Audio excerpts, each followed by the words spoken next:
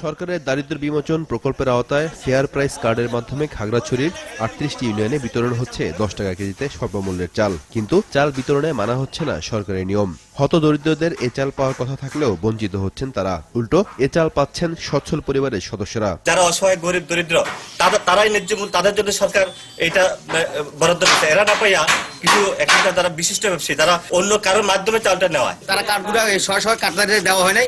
আজকে যখন শুনছেন আপনারা সম্পাদক আসবেন বিলে তারা এই সরাসরিভাবে কার্ডগুলো বিতরণ করতেছে। এখন 28 কেজি চাল দেওয়ার পরে আমরা বলছি 28 কেজি চাল কিভাবে নিব? আমরা তো 30 কেজি চাল আসছে আমাদের জন্য, কেন 28 কেজি চাল দিবেন? তবে চাল বিতরণে ওজনে কম দেওয়ার অভিযোগ অস্বীকার করেন ডিলাররা। এছাড়া অন্যান্য অভিযোগের সত্যতা স্বীকার করে ব্যবস্থা নেওয়ার কথা জানান মাটিরাঙ্গা উপজেলা আওয়ামী লীগ সভাপতি। পৌরসভাতে এই ধরনের কোনো অভিযোগ আমার কাছে আপাতত নাই। যদি আসে তাহলে আমি ব্যবস্থা নেব।